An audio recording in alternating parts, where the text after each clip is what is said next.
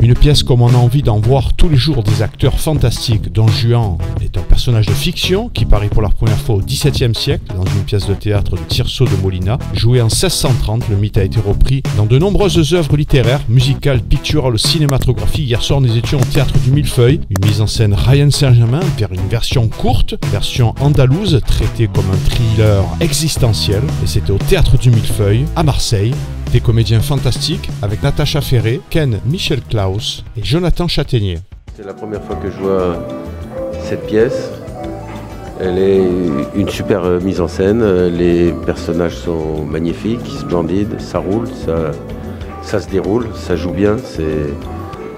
C'est émouvant. C'est du beau spectacle. C'est encore bien plus moderne. C'est ce qu'on attendait en fait.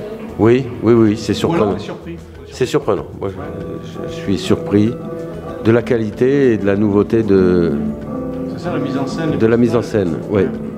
Les personnages sont réels, je vous les conseille. Il se plaît à se promener de liens en liens et n'aime guère demeurer en place. Et ne trouves-tu pas, dis-moi, tous ces transports tumultueux d'un attachement criminel, tous ces honteux emportements d'un amour terrestre et grossier.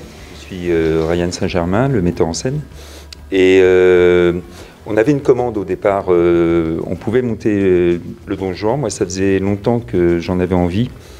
Le Festin de Pierre faisait partie des pièces qui m'intéressaient vraiment, parce que c'est Don Juan, le Festin de Pierre.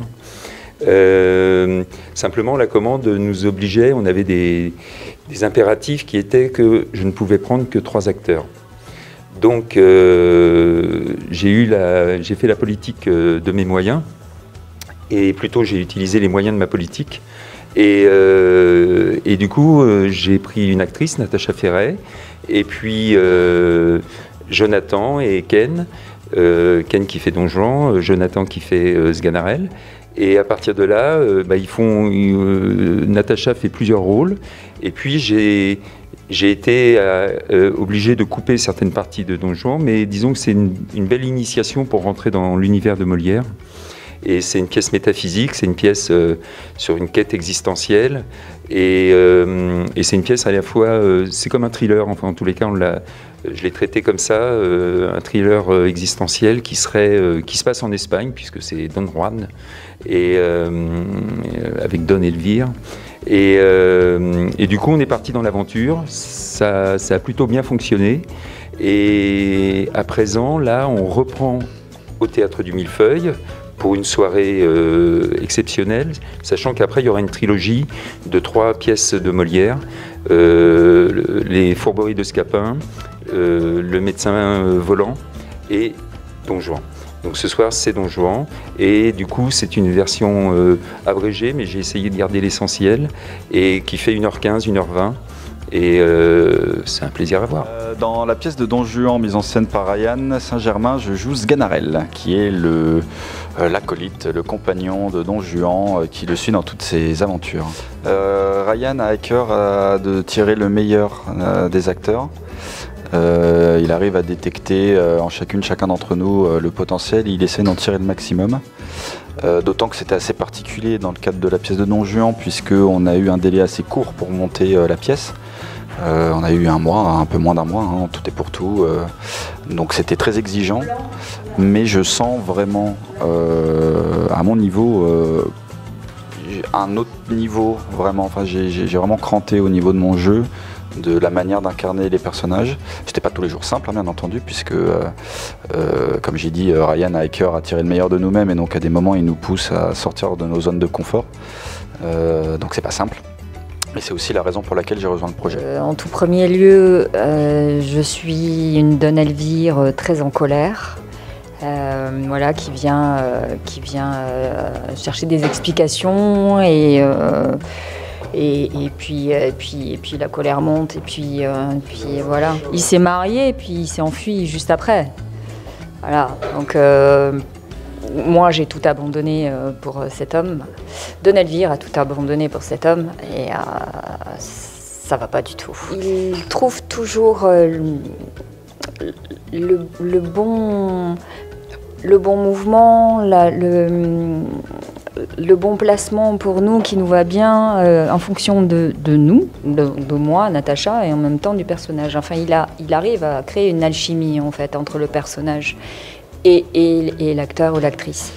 Alors Don Juan, c'est quelqu'un qui cherche une réponse à une question obsédante. C'est est-ce que Dieu existe? Enfin, le ciel, Dieu.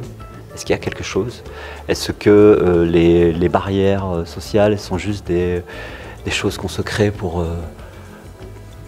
Est-ce que la crainte de Dieu, voilà, c'est quelque chose qui est manipulé par les hommes en fait? Est-ce qu'il y a vraiment quelque chose? Et c'est pas juste des choses qu'on met en place pour...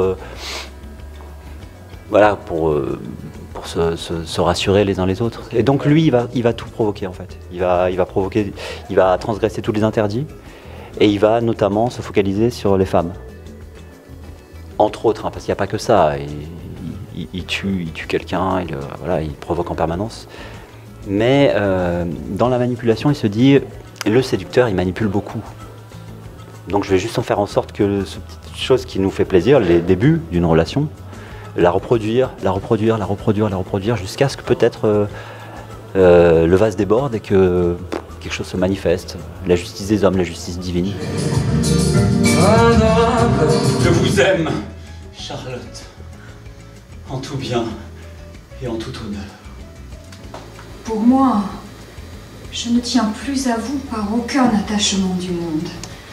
Je suis revenue, grâce au ciel, de toutes mes folles pensées. Le ciel! Vraiment? Ah oui, nous nous moquons bien de cela, nous autres. Madame! Il suffit. Je n'en peux pas ouïr davantage.